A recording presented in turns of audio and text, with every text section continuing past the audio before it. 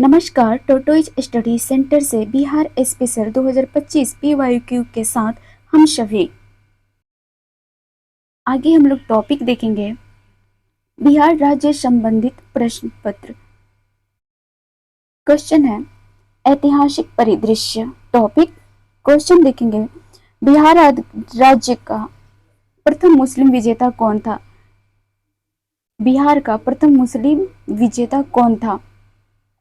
इसका आंसर होगा बख्तियार खिलजी। बख्तियार खिलजी। एक्सप्लेनेशन देखेंगे मोहम्मद गोरी के एक साधारण दास इख्तियारुद्दीन मोहम्मद बिन बख्तियार खिलजी ने 1193 से 1202 ईस्वी के मध्य बिहार को विजित किया तथा नालंदा एवं विक्रमशिला महाविहार को तहस नहस कर राजधानी उदंतपुर पर कब्जा कर लिया। अतः बिहार का प्रथम मुस्लिम विजेता बख्तियार खिलजी था। फिर से एक्सप्लेनेशन देखेंगे मोहम्मद गोरी के एक साधारण दास इख्तियारुद्दीन मोहम्मद बिन बख्तियार खिलजी ने 1193 से 1202 ईस्वी के मध्य बिहार को विजित किया तथा नालंदा एवं विक्रमशिला महाविहार को तहस नहस कर राजधानी उदंतपुर कब्जा कर लिया। अतः बिहार का प्रथम मुस्लिम विजेता बख्तियार खिलजी था। नेक्स्ट क्वेश्चन देखेंगे बिहार पर बख्तियार खिलजी के हमले का पहला विवरण प्राप्त हुआ। बिहार पर बख्तियार खिलजी के हमले का पहला विवरण प्राप्त हुआ।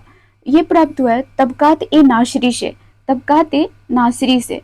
तबकात ए नासिरी से। क्वेश्चन एक्सप्लेनेशन देखेंगे बख्तियार खिलजी तुर्की से आया एक मुस्लिम हमलावर था। बख्तियार खिलजी तुर्की से आया एक मुस्लिम हमलावर था। इसकी अगुवाई में मुस्लिम हमलावरों ने 1193 ईस्वी में नालंदा विश्वविद्यालय को नष्ट कर दिया। प्रसिद्ध पर्शियन इतिहासकार मिन्हाजुद्दीन सिराज ने अपनी पुस्तक तबकात-ए-नासिरी में बिहार में उसके हमले के बारे में विस्तृत से वर्णन किया है। देखेंगे बख्तियार खिलजी तुर्की से आया एक मुस्लिम हमलावर था। इसकी अगुवाई में मुस्लिम हमलावरों ने 1193 ईस्वी में नालंदा विश्वविद्यालय को नष्ट कर दिया। प्रसिद्ध पर्शियन इतिहासकार मिन्हाजुद्दीन सिराज ने अपनी पुस्तक तबकात-ए-नासिरी में बिहार में उसके हमले के बारे में विस्तृत से वर्णन किया है। नेक्स्ट क्वेश्चन देखेंगे बिहार के चिरांद नामक पुरा स्थल की प्राचीनतम संस्कृति है। बिहार के चिरांद नामक पुरा स्थल की प्राचीनतम संस्कृति है तो ये है नवपाषाणिक संस्कृति। नवपाषाणिक संस्कृति। एक्सप्लेनेशन देखेंगे बिहार के सारण जिले में चिरांद नामक पुरा स्थल से नवपाषाणिक संस्कृति प्रकाश में आई है। बिहार के सारण जिले में चिरांद नामक पुरा स्थल से नवपाषाणिक संस्कृति प्रकाश में आई है। यहाँ से प्रचुर मात्रा में हड्डी के उपकरण पाए गए हैं। यहाँ से प्रचुर मात्रा में हड्डी के उपकरण पाए गए हैं जो मुख्य रूप से हिरण के सींगों से निर्मित है। जो मुख्य रूप से हिरण के सींगों से निर्मित है। वर्ष 1962 से 63 में प्रोफेसर वीके सिन्हा ने इसका उत्खनन किया था। इसका उत्खनन किसने किया था तो देखेंगे 1962 से 63 में प्रोफेसर वीके सिन्हा ने इसका उत्खनन किया था। नेक्स्ट क्वेश्चन है कश्मीर घाटी के अंतिम मुस्लिम शासक यूसुफ शाह चक जिन्हें मुगल सम्राट अकबर द्वारा बिहार में निर्वासित किया गया था वो दफन है तो ये है नालंदा में। क्वेश्चन देखेंगे कश्मीर घाटी के अंतिम मुस्लिम शासक यूसुफ शाह चक जिन्हें मुगल सम्राट अकबर द्वारा बिहार में निर्वासित किया गया था वो दफन है नालंदा में। एक्सप्लेनेशन देखेंगे कश्मीर घाटी के अंतिम मुगल शासक यूसुफ शाह चक थे। कश्मीर घाटी के अंतिम मुगल शासक यूसुफ शाह चक थे जिन्हें मुगल सम्राट अकबर द्वारा निर्वासित किया गया था। जिन्हें मुगल सम्राट अकबर द्वारा निर्वासित किया गया था। निर्वासन के दौरान 1592 में उनकी मृत्यु हो गई। निर्वासन के दौरान 1592 में उनकी मृत्यु हो गई। उन्हें नालंदा बिहार में दफनाया गया। बिहार के नालंदा में। ठीक है, आगे देखेंगे। नेक्स्ट क्वेश्चन है जैन धर्म के प्रवर्तक महावीर जी का मुख्य स्थान कहाँ स्थित है? जैन धर्म के प्रवर्तक महावीर जी का मुख्य स्थान कहाँ है तो इनका मुख्य स्थान है जालन फोर्ट में। एक्सप्लेनेशन देखेंगे जैन धर्म के प्रवर्तक महावीर स्वामी का मुख्य स्थान यानी निर्माण पावापुरी में स्थित है। जैन धर्म के प्रवर्तक महावीर स्वामी का मोक्ष स्थान पावापुरी में स्थित है। भगवान महावीर ने 527 ईसा पूर्व अर्थात 72 वर्ष की आयु में बिहार के पावापुरी में कार्तिक कृष्ण अमावस्या को निर्वाण यानी मोक्ष प्राप्त किए थे। भगवान महावीर 527 ईसा पूर्व अर्थात 72 वर्ष की आयु में बिहार के पावापुरी में कार्तिक कृष्ण अमावस्या को निर्वाण यानी मोक्ष प्राप्त किए थे। नेक्स्ट देखेंगे, क्वेश्चन है मध्यकाल में बिहार शरीफ का नगर महत्वपूर्ण रहा। मध्यकाल में बिहार शरीफ का नगर महत्वपूर्ण रहा, तो ये किस लिए महत्वपूर्ण रहा देखेंगे, है ना। फर्स्ट तो ये विद्या केंद्र के रूप में प्रसिद्ध रहा, ठीक है। थर्ड देखेंगे प्रशासनिक केंद्र के रूप में, ये हमारा सही है। धार्मिक केंद्र के रूप में, ये भी हमारा सही है, लेकिन ये व्यापारिक केंद्र के रूप में नहीं था, ये हमारा रॉन्ग है। हमारा ऑप्शन नंबर सी सही हो जाएगा। एक्सप्लेनेशन देखेंगे, मूल रूप से बिहार शब्द बौद्ध विहारों अथवा मठों से संबंधित है। मूल रूप से बिहार शब्द बौद्ध विहारों अथवा मठों से संबंधित है। मध्यकाल में बिहार शरीफ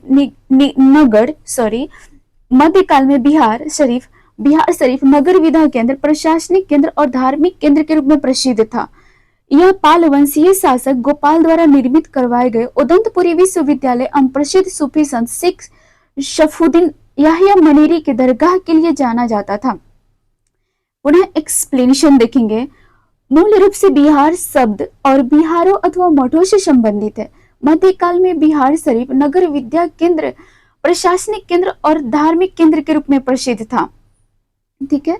यह पालवंशीय शासक गोपाल द्वारा निर्मित करवाए गए उदंतपुरी विश्वविद्यालय एवं प्रसिद्ध सूफी संत शेख शफुद्दीन याहिया मनेरी की दरगाह के लिए जाना जाता था, ठीक है। नेक्स्ट क्वेश्चन देखेंगे, क्वेश्चन है सूची 1 को सूची 2 से सम्मिलित कीजिए। सूची 1 को में देखेंगे एंड सूची 2 में देखेंगे। देखते हैं, है ना। वैशाली दिया है, सूची 2 में रेशमी वस्त्र, फिर बी में भागलपुर, ऑप्शन सोना, सी में जमुई, ऑप्शन थर्ड दिया है रेल डिब्बा कारखाना, डी मधेपुरा, ऑप्शन पुष्प उत्पादन। कह रहा है दिए कूट का प्रयोग करके सही उत्तर का चयन करें। तो इसमें इसका सही आंसर होगा, जस्ट फ्यू सेकंड, हाँ, इसका आंसर होगा हमें वैशाली पुष्प उत्पादन। वैशाली पुष्प उत्पादन में ये 70 बीपीएससी की क्वेश्चन है ना। देखेंगे पुष्प उत्पादन भागलपुर रेशमी वस्त्र के लिए है, जमुई सोना के लिए है, और मधेपुरा रेल डिब्बा कारखाना। बताएंगे मधेपुरा में रेल डिब्बा कारखाना किस जगह पे है ना। तो चलिए हम लोग आगे देखते हैं। हम लोग का नेक्स्ट क्वेश्चन है, बिहार के सुप्रसिद्ध संत शफुद्दीन मनेरी का संबंध सूफियों के किस संप्रदाय से है। बिहार के सुप्रसिद्ध संत शफुद्दीन मनेरी का संबंध सूफियों के किस संप्रदाय से है। तो ये है फिरदौसी से। एक्सप्लेनेशन देखेंगे, शफुद्दीन अहमद का जन्म 1262 ईस्वी में मनेर में हुआ था, यानी ये मनेर पटना में है। शफुद्दीन अहमद का जन्म 1262 ईस्वी में मनेर पटना में हुआ था और इनकी मृत्यु 1380 ईस्वी में बिहार शरीफ में हुई। शफुद्दीन मनेरी फिरदौसिया सिलसिला के सूफी संत थे। शफुद्दीन मनेरी फिरदौसिया सिलसिला के सूफी संत थे।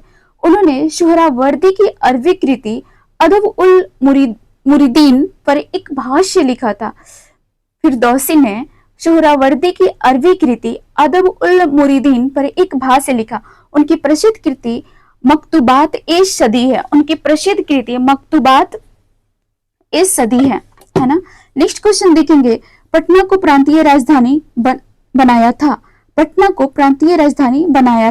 तो ये बनाया था शेर शाह ने। एक्सप्लेनेशन देखेंगे, तारीखे दाऊदी के विवरण के अनुसार शेर शाह ने पटना नगर के भौगोलिक एवं सामरिक महत्व को जानने के बाद 1541 ईस्वी में यहाँ एक मजबूत किले का निर्माण किया तथा इसे बिहार राज्य की राजधानी बनाया। किसने बिहार की राजधानी बनाया? तो शेर शाह ने। पटना का प्राचीन नाम पाटलिपुत्र था, जिसे मगध के सम्राट अजात शत्रु ने बसाया था, है ना। पाटलिपुत्र को किसने बसाया था? तो अजात शत्रु ने। अजात शत्रु के उत्तराधिकारी उदयन ने पाटलिपुत्र यानी पटना को अपनी राजधानी बनाया। पटना को राजधानी किसने बनाया था? उदयन ने। ठीक है, ये हमारा कंप्लीट हुआ। नेक्स्ट इसी में देखेंगे 3 शताब्दियों से अधिक पाटलिपुत्र नगर 3 वंशों यानी हर्यक वंश, नंद वंश और मौर्य की गौरवपूर्ण राजधानी रही है ना। तो अब तक ये क्वेश्चन नहीं पूछा है कौन कौन से वंश का यहाँ पे शासन रहा है। ठीक है, थोड़ा सा मतलब एक ही पैटर्न पे क्वेश्चन पूछते पूछते आयोग यदि उब सकती है तो इसको भी टैकल कर सकती है। ठीक है, तो हमें ये वंश पे खास करके फोकस देना और इसे याद रखना है। ठीक ना, चलिए ये हमारा वंश है हर्यक वंश, नंद वंश और मौर्य वंश, मोस्ट इंपॉर्टेंट है। चलिए आगे हम लोग देखते हैं। अपनी नेक्स्ट क्वेश्चन है, बिहार में 1857 के विद्रोह का नेतृत्व किसने किया? जस्ट फ्यू सेकेंड, 9 से 13 पे मैं डायरेक्ट, चलिए सॉरी 10 नंबर क्वेश्चन देखेंगे। क्वेश्चन है 10, वर्ष 1662 में बिहार के पटना शहर में कौन सी कंपनी ने अपनी फैक्ट्री स्थापित की? वर्ष 1632 में बिहार के पटना शहर में कौन सी कंपनी ने अपनी फैक्ट्री स्थापित की? तो ये स्थापित किया है आपको डच ईस्ट इंडिया कंपनी ने। डच ईस्ट इंडिया कंपनी ने सर्वप्रथम डचों ने पटना कॉलेज की उत्तरी इमारत में 1632 में डच फैक्ट्री की स्थापना की। इनकी रुचि सूती वस्त्र, चीनी, सोरा, अफीम आदि से संबंधित व्यापार में था।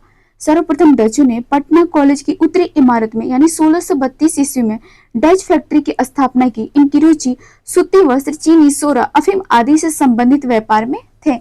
आप मुझे कमेंट में बताएंगे डच इंडिया कब आए और इनके द्वारा फर्स्ट युद्ध कौन सा इंडिया में आने पे हुआ था। ठीक है, और मैं इन सभी को जो मैं टॉपिक आप लोगों को बोल रही हूँ बताने के लिए, मैं मॉडर्न हिस्ट्री वाले लेक्चर में मैं ब्रीफली एक्सप्लेन की हूँ, तो आप चाहें तो वहां पे जाकर देख सकते हैं। चलिए हम लोग नेक्स्ट क्वेश्चन देखेंगे। निम्नलिखित में से कौन से ईस्ट इंडिया कंपनी के सिपाहियों को विद्रोही बनाने का कारण नहीं था? निम्नलिखित में से कौन सा ईस्ट इंडिया कंपनी के सिपाहियों को विद्रोही बनाने का कारण नहीं था? तो ये था, इसमें से तो आंसर दे रहा उपयुक्त में से कोई नहीं यानी उपयुक्त में से एक से अधिक। इसके लिए हम लोग एक्सप्लेनेशन देखेंगे, इसलिए फटाफट मैं कर रही हूँ क्योंकि टाइम बहुत कम है मेरे पास भी और आप लोगों के पास भी उम्मीद करती हूँ बहुत ही कम होगा क्योंकि 71 बीपीएससी सिर पे है ना। चलिए हम लोग एक्सप्लेनेशन देखते हैं।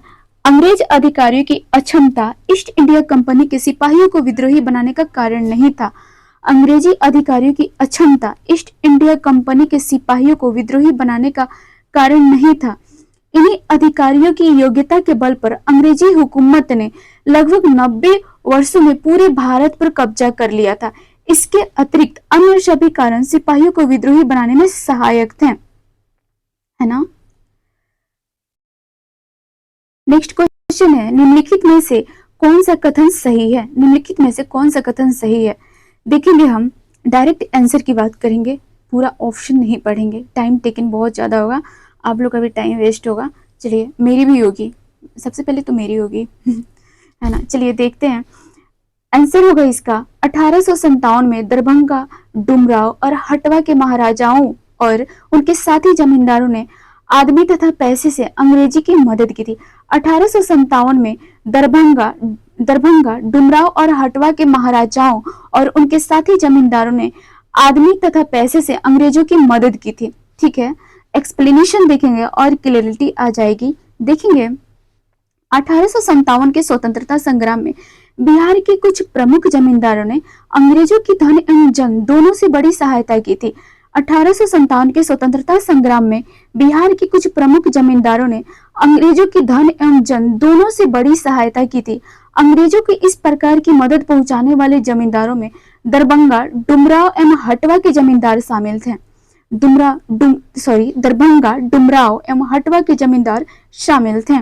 चलिए हम लोग अपना नेक्स्ट क्वेश्चन देखेंगे। क्वेश्चन है, बिहार के 1857 के विद्रोह का नेतृत्व किसने किया था?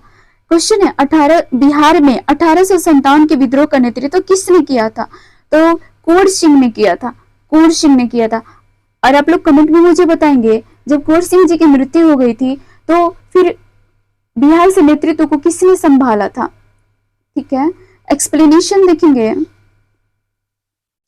1857 ईस्वी में जगदीशपुर में विद्रोह की अगुवाई करने वाले कुंवर सिंह बिहार के आरा तत्कालीन शाहाबाद जिले से संबंधित हैं। उन्होंने अंग्रेजों के विरुद्ध विद्रोह का झंडा बुलंद किया था। प्रकृति ने उन्हें अदम्य शौर्य, वीरता और सेना नायक के आदर्श गुणों से मंडित किया था। इसी कारण उन्हें शाही रूप में विद्रोह के दौरान बिहार का सिंह माना जाता है। अगर क्वेश्चन रहता है बिहार का सिंह किसे कहा जाता है, तो वो हमारे वीर कुंवर सिंह जी हैं। देखेंगे उन्हें तत्कालीन शाहाबाद जिले में अंग्रेजी की सत्ता का तख्ता पलट किया और अपनी सरकार स्थापित की। वह कानपुर पर संयुक्त आक्रमण के लिए नाना साहब की मदद हेतु कल्पी की ओर आगे बढ़े थे। कहाँ गए थे? तो कानपुर पर संयुक्त आक्रमण के लिए नाना साहब की मदद हेतु कल्पी की ओर आगे बढ़े। वो विद्रोह की मशाल को रोहतास, मिर्जापुर, रीवा, बांदा और लखनऊ तक ले गए।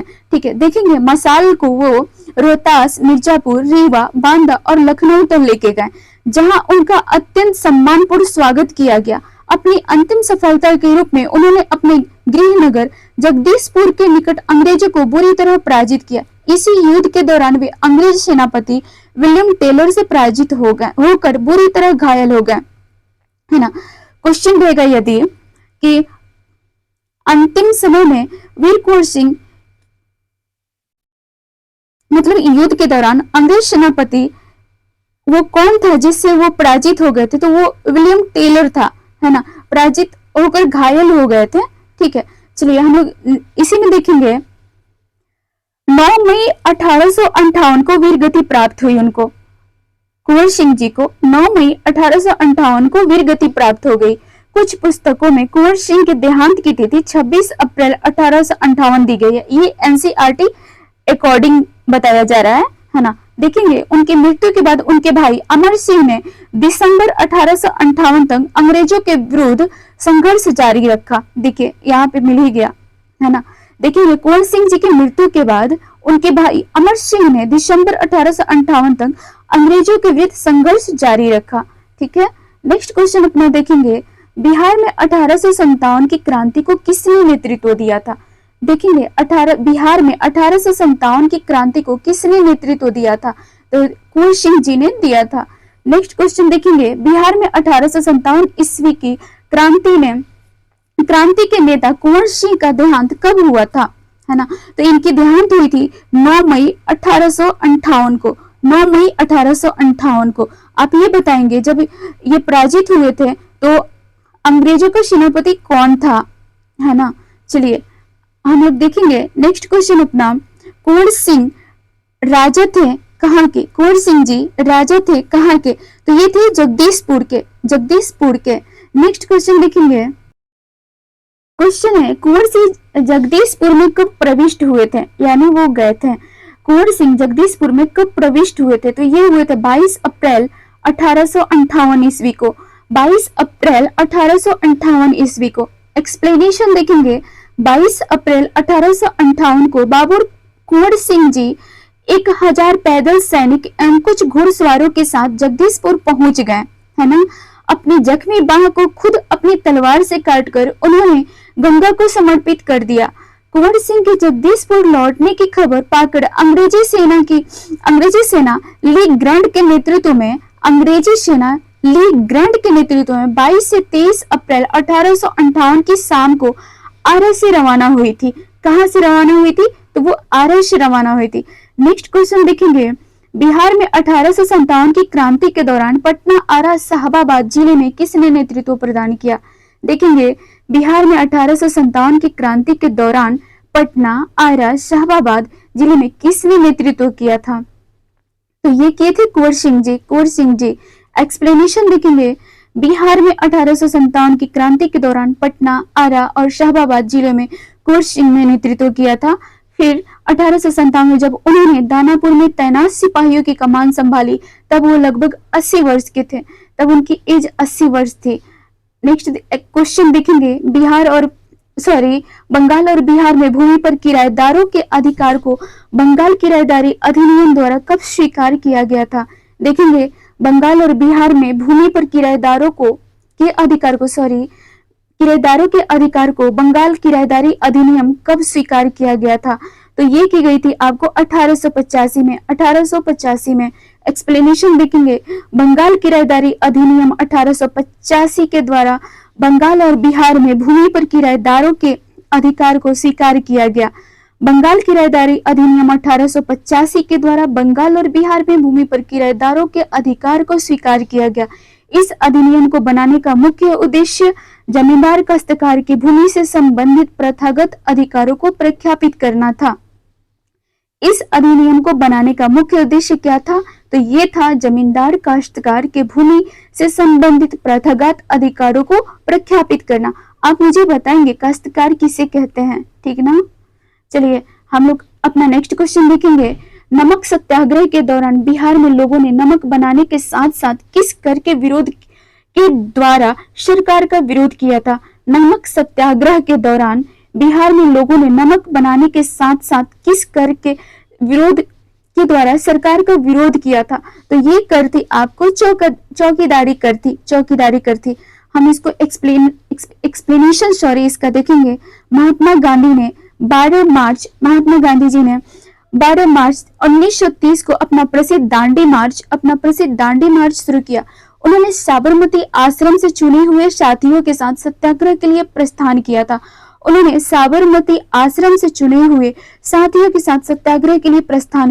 24 दिनों की लंबी यात्रा के बाद उन्होंने 6 अप्रैल 1930 को दांडी में सांकेतिक रूप से नमक कानून भंग किया। इसी दौरान बिहार में लोगों ने नमक बनाने के साथ साथ चौकीदारी कर के द्वारा सरकार का विरोध किया था। चौकीदारी कर का विरोध बिहार में अत्यधिक सफल रहा था, है ना? चौकीदारी कर बिहार में अत्यधिक सफल रहा था। और आप लोग मुझे ये बताएंगे, चलिए मैं ही बता देती हूँ। ये साबरमती आश्रम जो था ना, ये गांधी जी का दूसरा आश्रम था। इससे पहले उनका एक और आश्रम था, ठीक है? और उसका कमेंट में आप लोग नाम बताएंगे। सॉरी, मैं नहीं बताऊंगी। चलिए आगे हम लोग देखेंगे। वर्ष 1904 में देवघर में गोल्डन लीग की स्थापना ब्रिटिश वस्तुओं का बहिष्कार और स्वदेशी आंदोलन की प्रगति के लिए की गई थी। 1904 में देवघर में गोल्डन लीग की स्थापना, सॉरी हाइलाइटर नहीं ऑन हो रहा है। वर्ष 1904 में देवघर में गोल्डन लीग की स्थापना किसकी? तो गोल्डन लीग की स्थापना ब्रिटिश वस्तुओं का बहिष्कार और स्वदेशी आंदोलन की प्रगति के लिए की गई थी। तो ये की गई थी बिहार में कब की गई थी? 1904 में देवघर में गोल्डन लीग की स्थापना, ठीक है? और वर्तमान समय में देवघर झारखंड में ही है ना? सावन में जो हम लोग वैद्यनाथ धाम जाते हैं, है ना? चलिए आगे देखेंगे। एक्सप्लेनेशन हम लोग देखेंगे। वर्ष 1904 में देवघर तत्कालीन बिहार अब वर्तमान समय में झारखंड में गोल्डन लीग की स्थापना की गई थी, जिसका उद्देश्य ब्रिटिश वस्तुओं का बहिष्कार और स्वदेशी आंदोलन की प्रगति थी। इसका उद्देश्य था ब्रिटिश वस्तुओं का बहिष्कार और स्वदेशी आंदोलन की प्रगति था।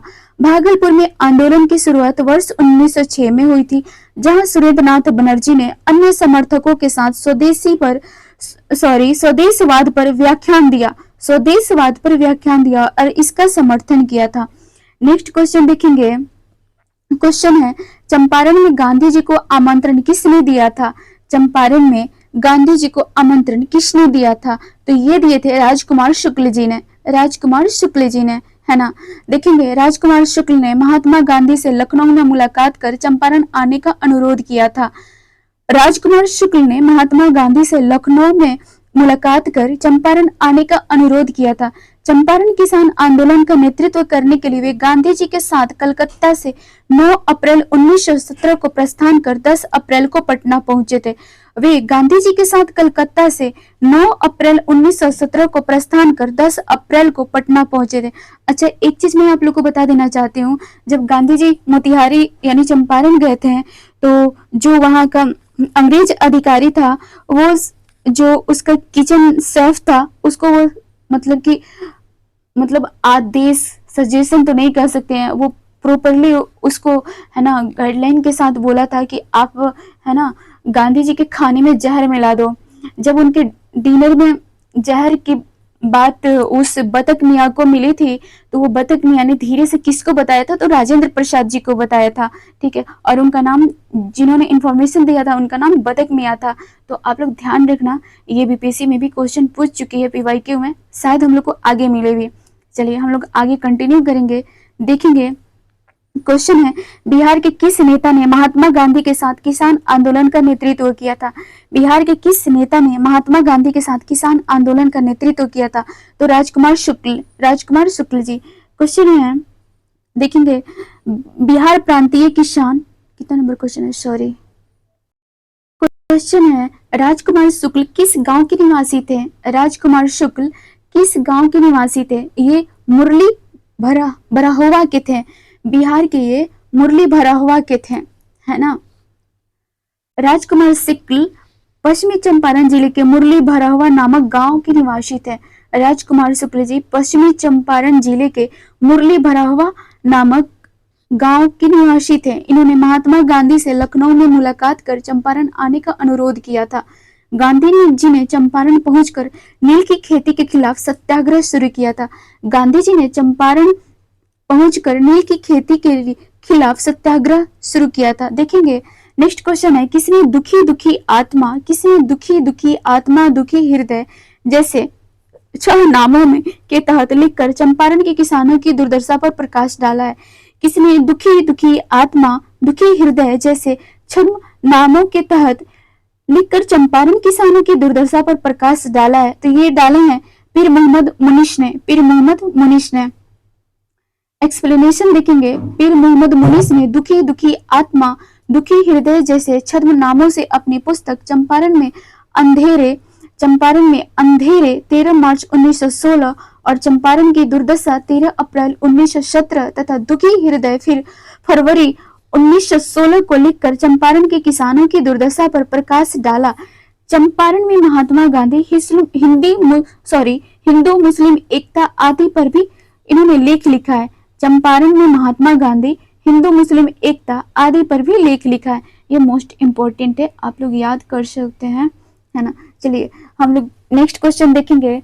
स्वामी सहजानंद सरस्वती ने एक पत्र पत्रिका का प्रकाशन किया था। स्वामी सहजानंद सरस्वती ने एक पत्रिका का प्रकाशन किया था जिसका नाम क्या था? इसका नाम था हुंकार था। इसका नाम हुंकार था। एक्सप्लेनेशन देखेंगे तो है, स्वामी सहजानंद सरस्वती जी 1889 से 1905 इनका सेशन काल रहा है। स्वामी सहजानंद सरस्वती जी को भारत में किसान आंदोलन का जनक कहा जाता है। भारत में किसान आंदोलन का जनक किसे कहा जाता है? स्वामी सहजानंद सरस्वती को। वे एक बुद्धिजीवी लेखक, समाज सुधारक, इतिहासकार, किसानों के नेता थे। वे एक बुद्धिजीवी लेखक, समाज सुधारक, इतिहासकार एवं किसान नेता थे। स्वामी सहजानंद सरस्वती आदि शंकराचार्य संप्रदाय के दशनामी सन्यासी अखाड़े के दंडी सन्यासी थे। देखेंगे स्वामी सहजानंद सरस्वती जी शंकराचार्य संप्रदाय के दशनामी सन्यासी अखाड़े के दंडी सन्यासी थे। स्वामी जी ने हुंकार नामक पत्रिका का प्रकाशन किया था। स्वामी जी ने हुंकार नामक पत्रिका का प्रकाशन किया था। नेक्स्ट क्वेश्चन देखेंगे, बिहार प्रोविंशियल किसान सभा का गठन कब हुआ था? बिहार प्रोविंशियल किसान सभा का गठन कब हुआ था? ये हुआ था 1929 में। एक्सप्लेनेशन देखेंगे, बिहार में किसानों को संगठित करने और उनकी कठिनाइयों का निंदा करने के उद्देश्य से नवंबर 1929 में सोनपुर मेला के अवसर पर बिहार प्रांतीय किसान सभा की स्थापना हुई थी। स्वामी सहजानंद इसके प्रथम अध्यक्ष थे। स्वामी सहजानंद इसके प्रथम अध्यक्ष थे। एक बार और पुनः एक्सप्लेनेशन देखेंगे, बिहार में किसानों को संगठित करने और उनकी कठिनाइयों का निंदा करने के उद्देश्य से नवंबर 1929 में, कब? नवंबर 1929 में सोनपुर मेला के अवसर पर बिहार प्रांतीय किसान सभा की स्थापना हुई थी। स्वामी सहजानंद इसके प्रथम अध्यक्ष थे। ठीक है, नेक्स्ट क्वेश्चन देखिए। क्वेश्चन है, बिहार प्रांतीय किसान सभा का गठन किसने किया था? बिहार प्रांतीय किसान सभा का गठन किसने किया था? तो स्वामी सहजानंद सरस्वती जी ने किया था, है ना।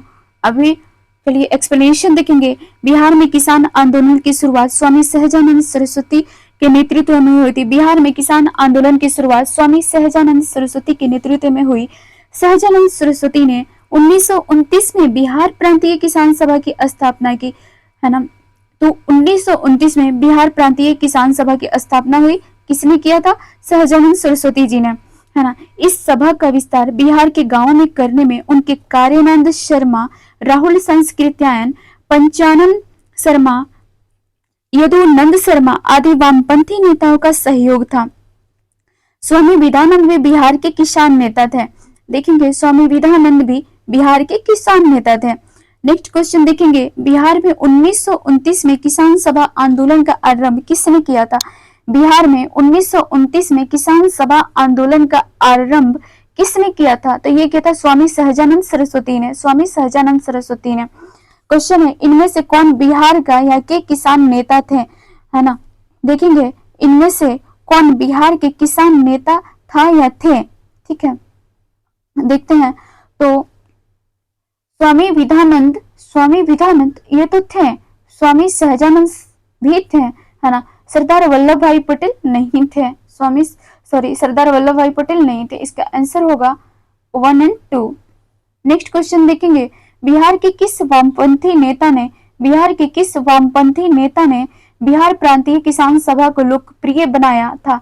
नाम बताइए। बिहार के किस वामपंथी नेता ने बिहार प्रांतीय किसान सभा को लोकप्रिय बनाया था? नाम बताएं।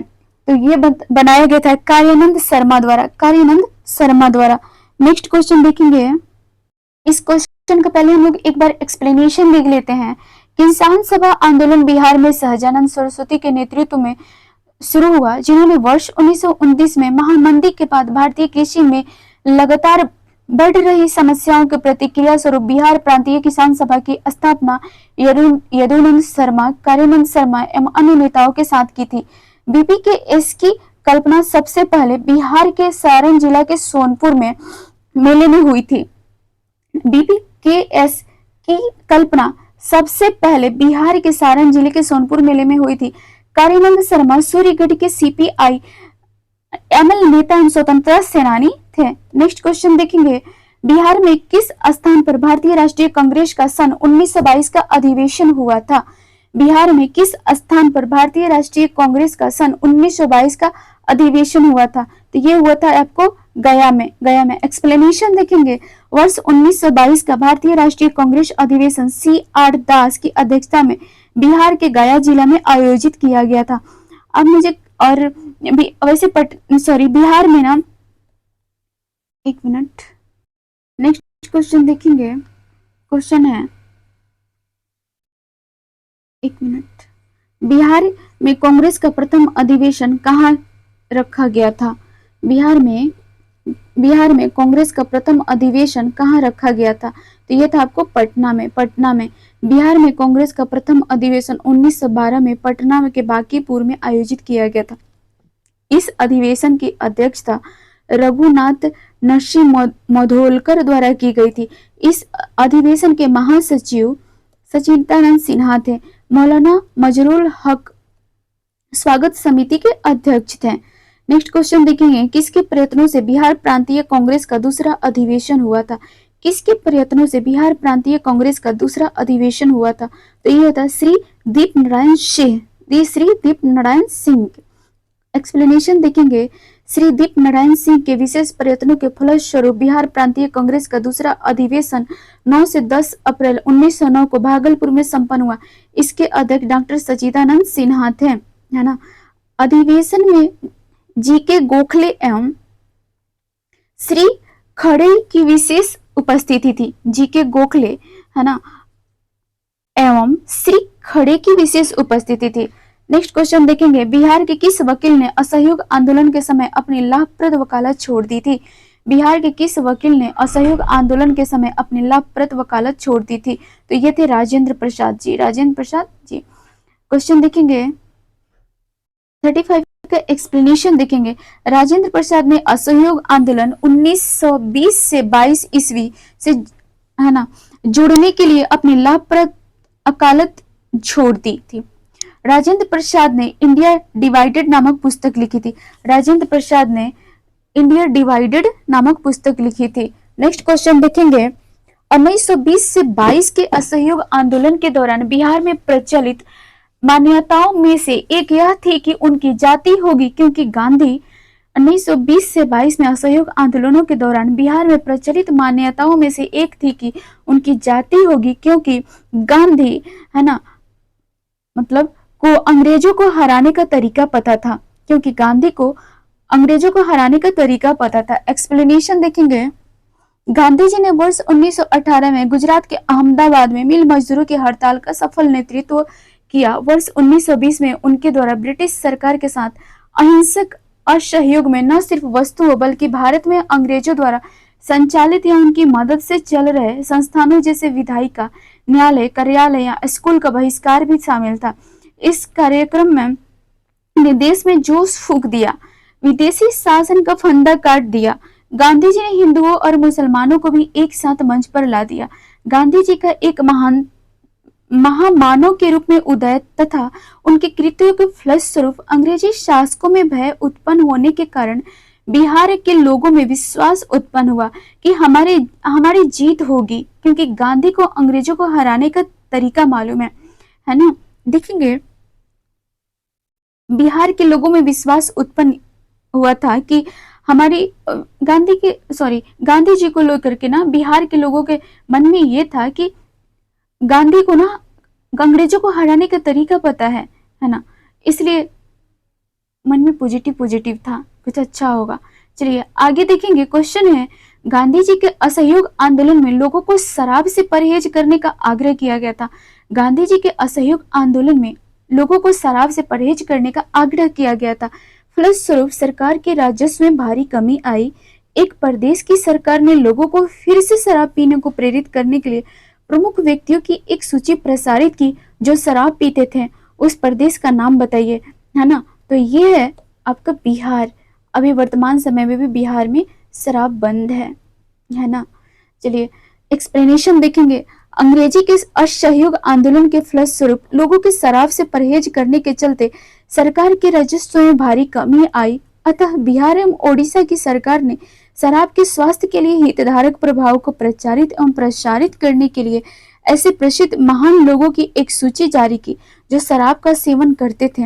इसी सूची में Sikandar, Julius Caesar, Napoleon Shakespeare आदि शामिल थे। देखेंगे कौन कौन शामिल थे। तो इन सूची में शामिल थे Sikandar, Julius Caesar, Napoleon, Shakespeare आदि शामिल थे। क्वेश्चन है अपना, देखेंगे असहयोग आंदोलन के दौरान पटना कॉलेज छोड़ा, जबकि उसकी परीक्षा मात्र 20 दिन ही बचे थे। असहयोग आंदोलन के दौरान किसने पटना कॉलेज को छोड़ा जबकि उसकी परीक्षा केवल 20 दिन ही बचे थे? तो ये थे आपको जयप्रकाश नारायण जी। देखेंगे इनका एक्सप्लेनेशन। बिहार के सारण जिले में जन्मे स्वतंत्रता सेनानी जयप्रकाश नारायण जी असहयोग आंदोलन के दौरान पटना कॉलेज छोड़ा था, जबकि उनकी परीक्षा के केवल 20 दिन ही बचे थे। इसके पश्चात उन्होंने कांग्रेस द्वारा संचालित बिहार विद्यापीठ में प्रवेश किया था। तत्पश्चात जयप्रकाश नारायण जी जब कॉलेज छोड़े तो उन्होंने बिहार विद्यापीठ में प्रवेश कर गए थे। ये कांग्रेस द्वारा संचालित संस्था थी। आप मुझे बताएंगे, मैं बताती हूँ पटना कॉलेज की स्थापना कब हुई थी। अच्छा, तो हम लोग एक थोड़ा नोटिस करेंगे पटना कॉलेज की स्थापना कब हुई थी। तो ये आप लोग को हुई थी 9 जनवरी 1863 को हुई थी। ये कब हुई थी? तो 9 जनवरी 1863 को हुई थी, है ना। मतलब ब्रिटिश राज के दौरान हुई थी।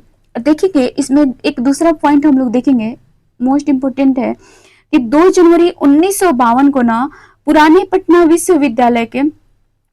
विश्वविद्यालय और बिहार विश्वविद्यालय में विभाजित कर दिया गया, है ना। और उसके बाद संस्थान में महत्वपूर्ण बदलाव भी किए गए। क्वेश्चन है, असहयोग आंदोलन के दौरान बिहार में कृषकों का नेतृत्व किसने किया था? असहयोग आंदोलन के दौरान बिहार में कृषकों का नेतृत्व किसने किया था? तो ये किया था स्वामी विवेकानंद ने। देखेंगे स्वामी विवेकानंद बिहार के किसान नेता थे। असहयोग आंदोलन के दौरान बिहार में कृषकों का नेतृत्व स्वामी विवेकानंद ने किया था, यानी 1920 से 22।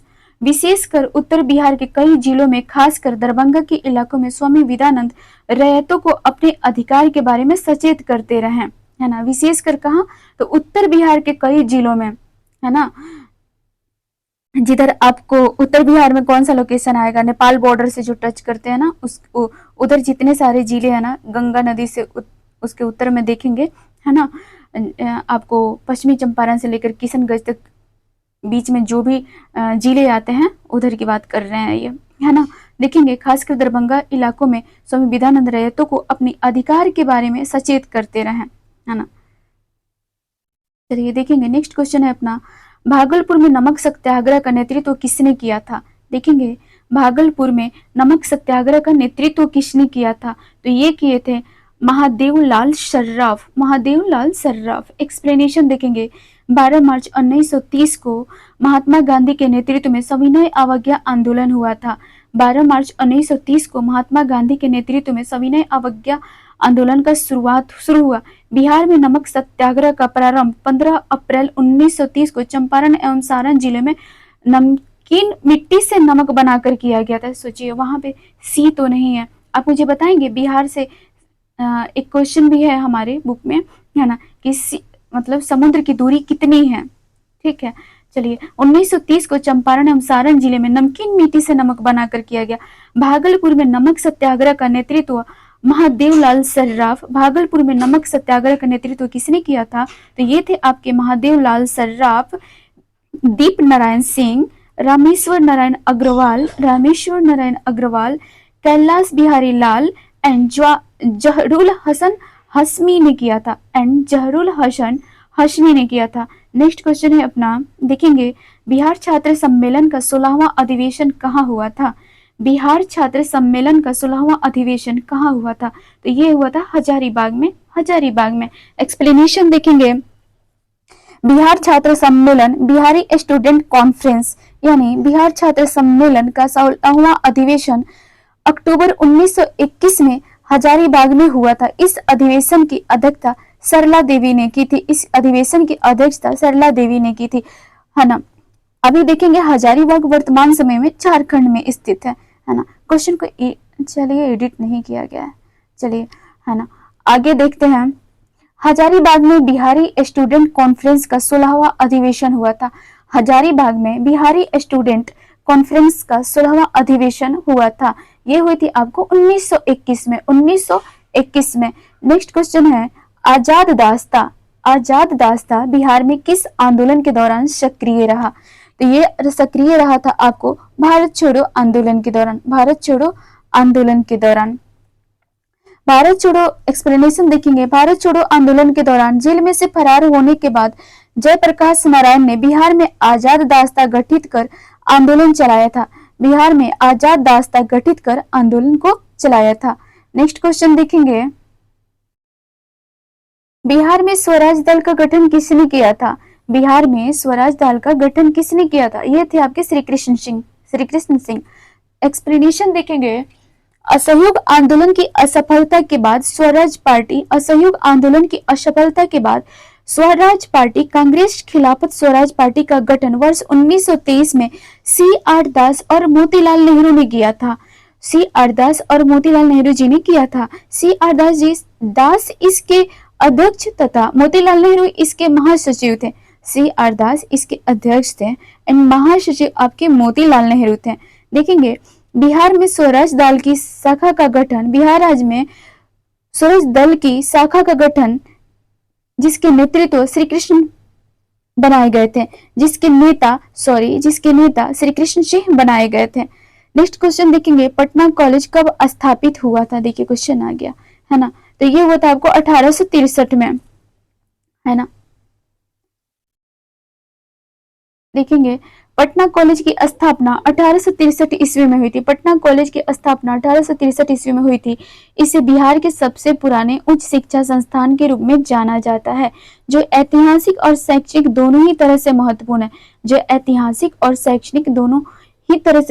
है। अच्छा, आप मुझे कमेंट में जरूर बताएं कि डचों ने अपनी पहली फैक्ट्री बिहार में कहाँ स्थापित की थी। क्वेश्चन है, बिहार के उस क्रांतिकारी का नाम बताइए जिसने सितंबर 1928 में हिंदुस्तान सोशलिस्ट रिपब्लिकन आर्मी की बैठक में भाग लिया था। बिहार के उस क्रांतिकारी का नाम बताइए जिसने सितंबर 1928 में हिंदुस्तान सोशलिस्ट रिपब्लिकन आर्मी की बैठक में भाग लिया था। ये था आपको फणींद्रनाथ घोष, ये थे आपको फणींद्रनाथ घोष जी। एक्सप्लेनेशन देखेंगे, दिल्ली के फिरोज शाह कोटला मैदान में, दिल्ली के फिरोज शाह कोटला मैदान में सितंबर 1928 में हिंदुस्तान सोशलिस्ट रिपब्लिकन आर्मी की बैठक संपन्न हुई थी। इसमें बिहार के क्रांतिकारियों का प्रतिनिधित्व फणींद्रनाथ घोष एवं उत्तर प्रदेश के क्रांतिकारियों का प्रतिनिधित्व ज्योतिन्द्रनाथ ने किया था, है ना। उत्तर प्रदेश के क्रांतिकारियों का नेतृत्व ज्योतिन्द्रनाथ ने किया था। तो प्रोनाउंसिएशन टफ हो रहा है। नेक्स्ट क्वेश्चन देखेंगे, सन 1931 में बिहार समाजवादी पार्टी का गठन किसने किया था? सन 1931 में बिहार समाजवादी पार्टी का गठन किसने किया था? ये थे फूलन प्रसाद वर्मा जी, फूलन प्रसाद वर्मा जी।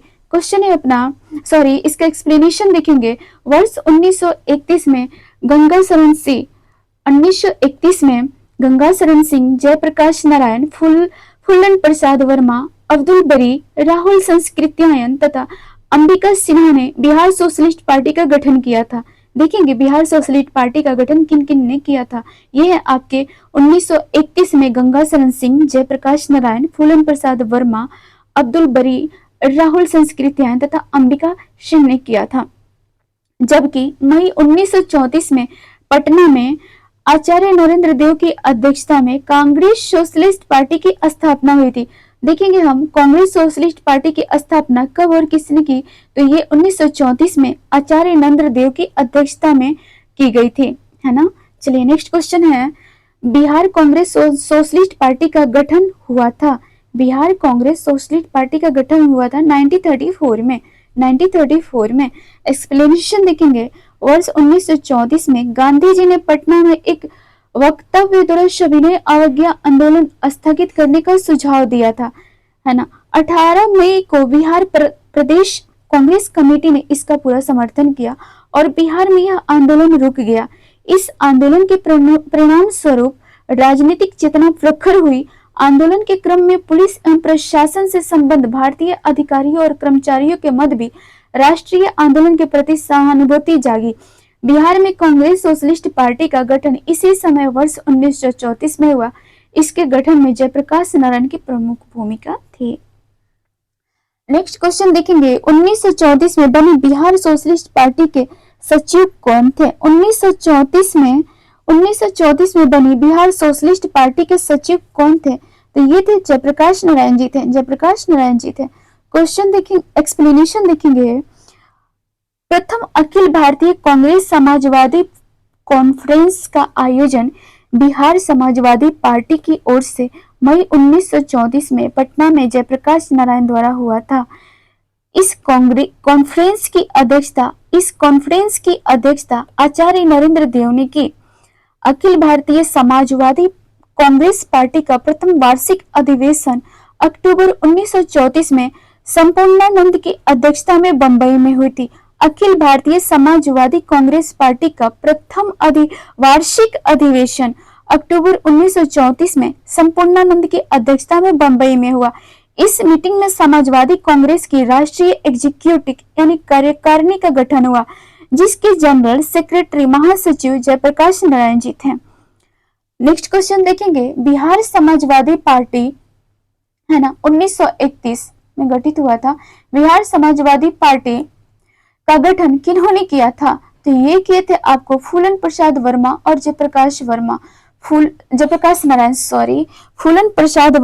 जयप्रकाश नारायण जी। नेक्स्ट क्वेश्चन देखेंगे, 1908 के छोटा नागपुर काश्तकारी अधिनियम ने रोक लगाई थी। काश्तकारी अधिनियम ने रोक लगाई आपको बीट बेगारों पर, ठीक है। देखेंगे एक्सप्लेनेशन, वर्ष 1902 से 10 के बीच सर्वेक्षण और भूमि प्रबंधन तथा वर्ष 1908 के छोटा नागपुर काश्तकारी अधिनियम ने आदिवासियों के खुटकट्टी अधिकारों को खुटकारी अधिकारों को मान लिया तथा बीट बेगारी या बलात् श्रम प्रथा का उन्मूलन किया। बेट बेगारी या बलात् श्रम प्रथा का उन्मूलन किया कर दिया। इससे आदिवासियों को अपनी भूमि पर कानूनी संरक्षण मिल गई। इससे अधिकारियों को अपनी भूमि पर कानूनी संरक्षण मिल गई। आप मुझे बताएंगे बलात् श्रम है ना डीपीएसपी के कितने आर्टिकल्स में है? डीपीएसपी के कितने आर्टिकल्स में है? सॉरी, गलती से मेरे से बोला गया है डीपीएसपी, लेकिन ये है आपको मौलिक अधिकार में है। आर्टिकल 23, आर्टिकल 23 में है। ये आर्टिकल 23 में है। मेरे ध्यान में यही था, बस थोड़ा सा गलती से पूछने के चक्कर में मैं ही गलती करती हूँ। चलिए सॉरी, इसके लिए एक्सट्रीमली सॉरी। नेक्स्ट क्वेश्चन देखेंगे, छोटा नागपुर काश्तकारी कानून कब पारित हुआ था? छोटा नागपुर काश्तकारी कानून कब पारित हुआ था? ये पारित हुआ था 1908 में। 1908 में। नेक्स्ट क्वेश्चन देखेंगे, बिहार का चौरी विद्रोह किस वर्ष हुआ था? बिहार का चौरी विद्रोह किस वर्ष हुआ था, है ना? तो इसमें से आंसर में दिया गया उपयुक्त में से कोई नहीं, उपयुक्त में से एक से अधिक। हम लोग एक्सप्लेनेशन देखेंगे किसी भी प्रमाणित स्रोत में बिहार में चौरी विद्रोह का कोई उल्लेख प्राप्त नहीं होता है। किसी भी प्रमाणित स्रोत में बिहार में चौरी विद्रोह का कोई उल्लेख प्राप्त नहीं होता है।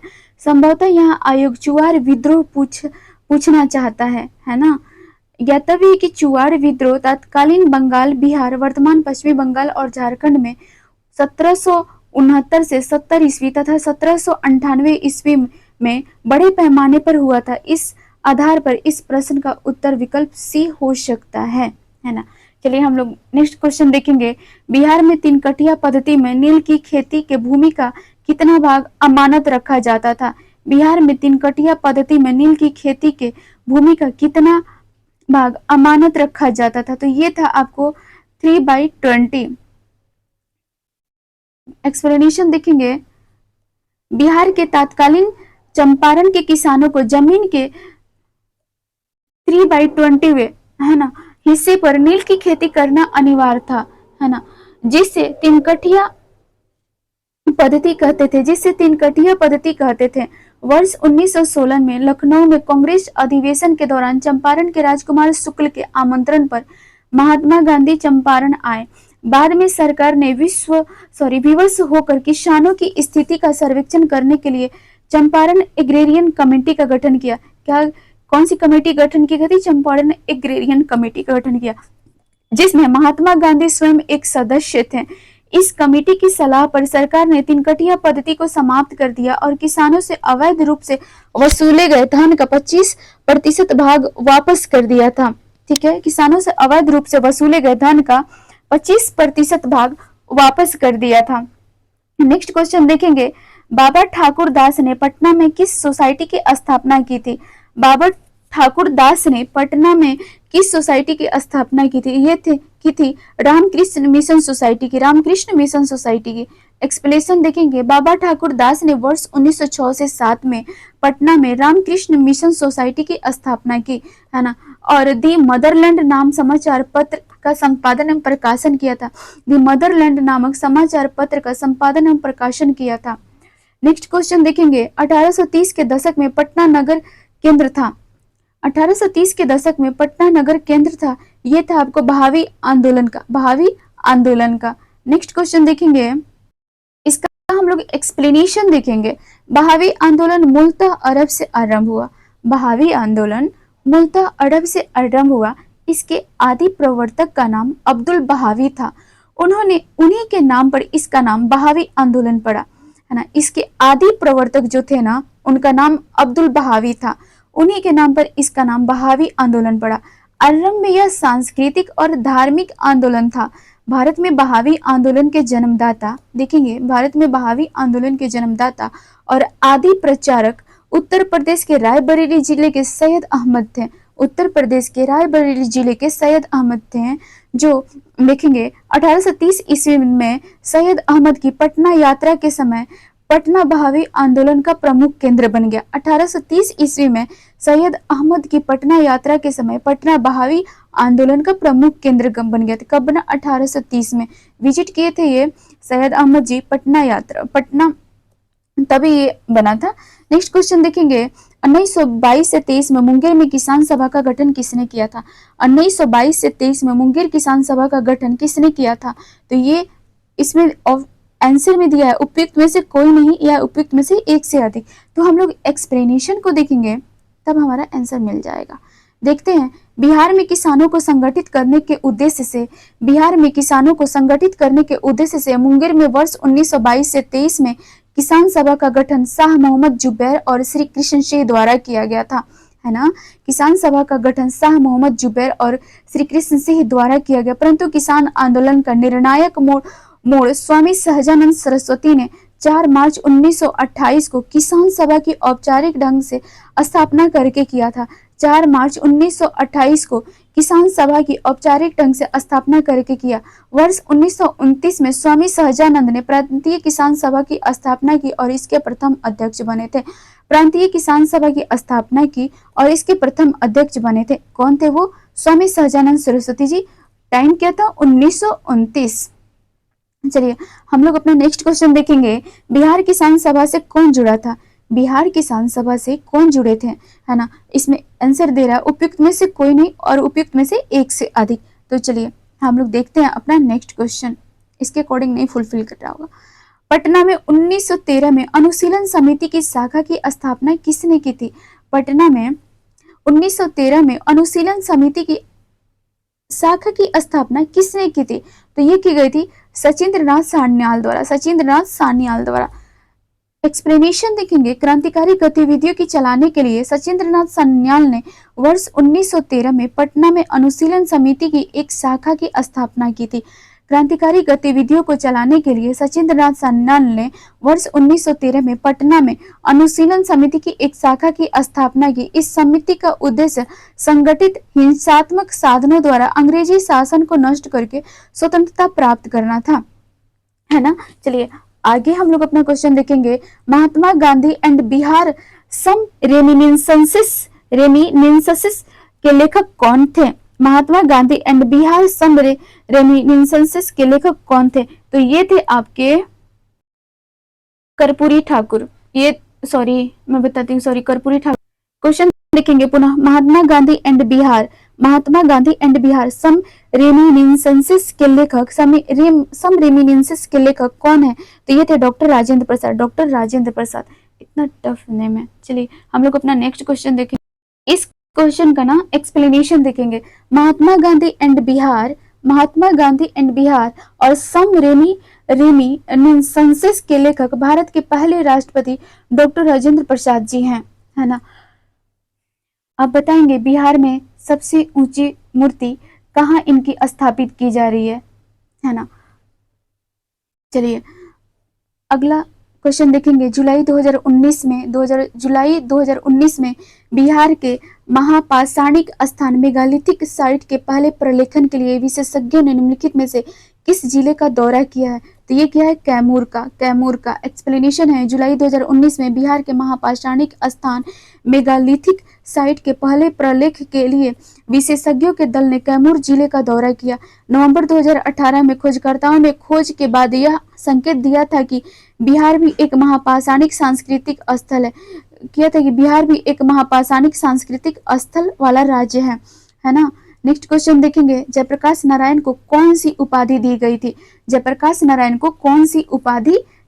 थी? तो दी गई थी इनको लोकनायक की उपाधि।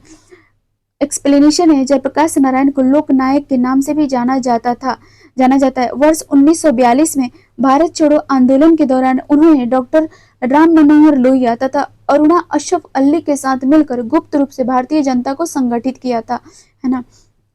इन्होंने 5 जून 1974 को पटना के गांधी मैदान पर संपूर्ण क्रांति का आह्वान किया था। देखेंगे इन्होंने 5 जून 1974 को पटना के गांधी मैदान पर संपूर्ण क्रांति का आह्वान किया था। वर्ष 1999 में मरणोपरांत इन्हें भारत रत्न प्रदान किया गया। नेक्स्ट देखेंगे। राजेंद्र प्रसाद ने किसे पाकिस्तान का जन्मदाता माना है? राजेंद्र प्रसाद जी ने किसे पाकिस्तान का जन्मदाता माना है? तो वे थे आपके लॉर्ड मिंटो। एक्सप्लेनेशन देखेंगे। राजेंद्र प्रसाद ने पाकिस्तान का जन्मदाता लॉर्ड मिंटो को माना है। राजेंद्र प्रसाद ने पाकिस्तान का जन्मदाता लॉर्ड मिंटो को माना है, क्योंकि सर्वप्रथम उसने भारत परिषद एक्ट 1909 के द्वारा मुसलमानों के लिए पृथक मताधिकार तथा पृथक निर्वाचन क्षेत्रों की स्थापना की थी, है ना। राजेंद्र प्रसाद के अनुसार भारत में सांप्रदायिकता पृथक चुनाव इकाइयों और विशेष सुविधाओं के कारण बढ़ी। पृथक निर्वाचन इकाइयों ने सांप्रदायिकता की भावना को बढ़ावा दिया था। नेक्स्ट क्वेश्चन देखेंगे, पटना लॉन का गांधी मैदान के रूप में नामांकन कब किया गया था? पटना लॉन जो है ना, पटना लॉन, इसका गांधी मैदान के रूप में नामांकन कब किया गया था? तो देखते हैं इसका आंसर दे उपयुक्त में से कोई नहीं और उपयुक्त में से एक से अधिक। तो हम लोग इसका एक्सप्लेनेशन देखेंगे। गांधी मैदान बिहार की राजधानी पटना में स्थित एक ऐतिहासिक मैदान है। गांधी मैदान बिहार की राजधानी पटना में स्थित एक ऐतिहासिक मैदान है। वर्ष 1948 से पूर्व नाम पटना लॉन था। 1948 से पूर्व जो हमारा गांधी मैदान है उसका नाम पहले पटना लॉन था। चंपारण सत्याग्रह शुरू करने के बाद महात्मा गांधी की विशाल जनसभा यानी जनवरी 1918 में इसी गांधी मैदान में आयोजित हुई थी, है ना। चंपारण सत्याग्रह शुरू करने के बाद महात्मा गांधी की विशाल जनसभा जनवरी 1918 में इसी गांधी मैदान में आयोजित थी। यहाँ स्मारक के तौर पर महात्मा गांधी की सबसे ऊंची यानी 70 फीट प्रतिमा वर्ष 2013 में स्थापित की गई। ज्ञातव्य है कि महात्मा गांधी की मृत्यु 30 जनवरी 1948 के पश्चात पटना लॉन का नाम बदलकर गांधी मैदान कर दिया गया, है ना।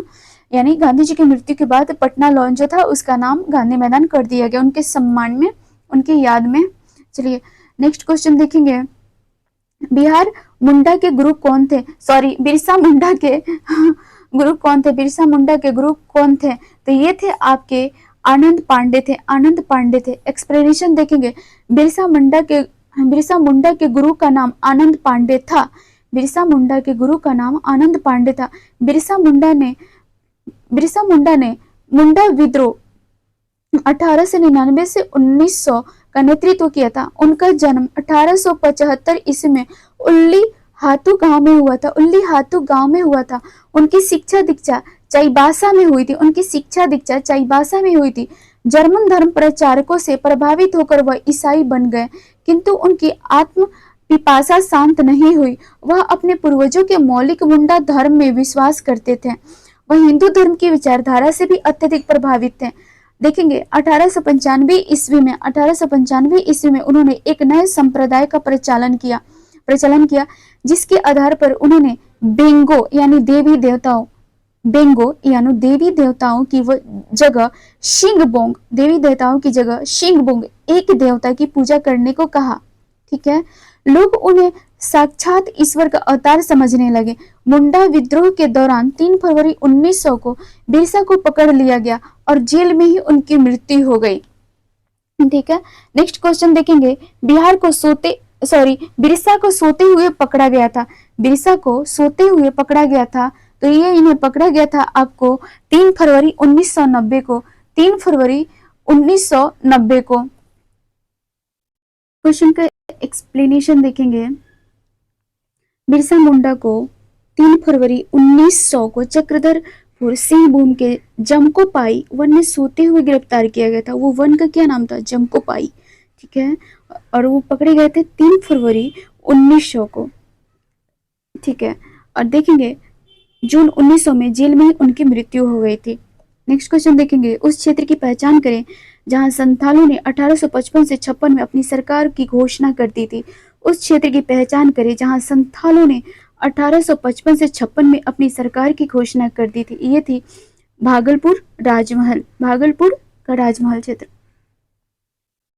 देखेंगे एक्सप्लेनेशन, 1855 से 56 ईस्वी में संताल विद्रोह मुख्यतः ब्रिटिश शासन के विरुद्ध हुआ था, है ना। उनकी मुख्य शिकायत भद्रलोक अर्थात बंगाल और उत्तर भारत के उन संभ्रांत लोगों से थी जो उनके इलाके में आकर बस गए थे तथा उनका शोषण दोहन करते थे। अंग्रेजों से फरियाद करने पर अंग्रेज उन्हीं भद्रलोक का पक्ष लेते थे। आदिवासी अपने शोषकों को दिक कहते थे। आदिवासी जो थे अपने शोषकों को दिक कहते थे।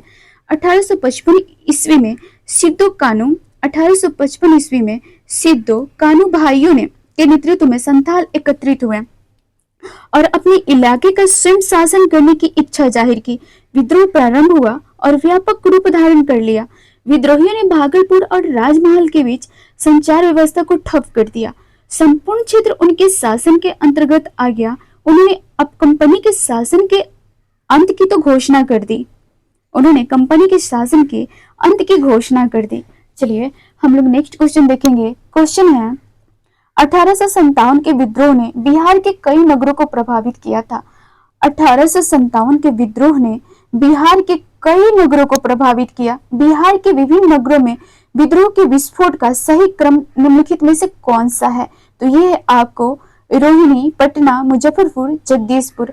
रोहिणी, पटना, फिर मुजफ्फरपुर और जगदीशपुर, है ना। देखेंगे एक्सप्लेनेशन। कंपनी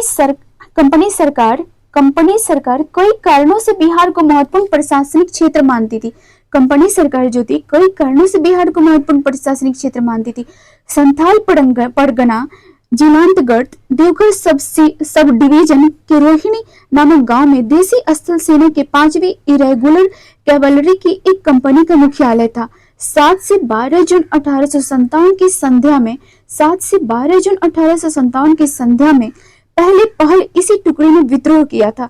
पटना में 3 जुलाई 1857 को विद्रोह हुआ। उसके पश्चात 25 जुलाई 1857 को मुजफ्फरपुर में तथा जुलाई 1857 में कुंवर सिंह ने आरा जगदीशपुर में विद्रोह किया था। नेक्स्ट क्वेश्चन देखेंगे। अलीवर्दी को किस वर्ष बिहार का डिप्टी गवर्नर नियुक्त किया गया था? अलीवर्दी को किस वर्ष बिहार का डिप्टी गवर्नर नियुक्त किया गया था? तो ये नियुक्त किया गया था 1733 को। 1733 को। आगे देखेंगे एक्सप्लेनेशन। बिहार के नवाब शुजाउद्दौला ने 1733 ईस्वी में बिहार के नवाब शुजाउद्दौला ने 1733 ईस्वी में अलीवर्दी खां को बिहार का नायब सूबेदार यानी डिप्टी गवर्नर बनाया। बंगाल के नवाब सरफराज के समय बिहार के नायब सूबेदार अलीवर्दी खां ने विद्रोह कर दिया और सरफराज खां को गिरिया के युद्ध यानी 1740 ईस्वी में मार डाला। 1740 ईस्वी में अलीवर्दी खां बंगाल का नवाब बना, है ना। नेक्स्ट क्वेश्चन देखेंगे। बिहार में अलग प्रांत के लिए आंदोलन किसके परिणाम स्वरूप वर्ष 1911 में बिहार एवं उड़ीसा के नए प्रांत का निर्माण हुआ? बिहार में अलग प्रांत के लिए आंदोलन जिसके परिणाम स्वरूप वर्ष 1911 में बिहार एवं उड़ीसा के नए प्रांत का निर्माण हुआ का नेतृत्व किया था सचिदानंद सिन्हा जी ने। सचिदानंद सिन्हा जी ने। क्वेश्चन का एक्सप्लेनेशन देखेंगे। डॉक्टर सचिदानंद सिन्हा, महेश नारायण, नंद किशोर लाल तथा श्री कृष्ण सहाय इन चारों ने मिलकर जनवरी 1894 में पटना से बिहार टाइम्स या बिहारी समाचार पत्र निकाला। कहां से निकाला? 1894 में पटना से बिहार टाइम्स या बिहारी समाचार पत्र निकालना प्रारंभ किया। महेश नारायण या बाबू महेश्वर प्रसाद इस समाचार पत्र के संपादक थे, है ना। महेश नारायण ने अपने समाचार पत्र के माध्यम से बिहार पृथक्करण की मांग रखी। संपूर्ण बिहार में पृथक्करण आंदोलन जोर पकड़ने लगा। महेश नारायण के देहांत के पश्चात डॉक्टर सचिदानंद सिन्हा इस आंदोलन के अगुवा हुए।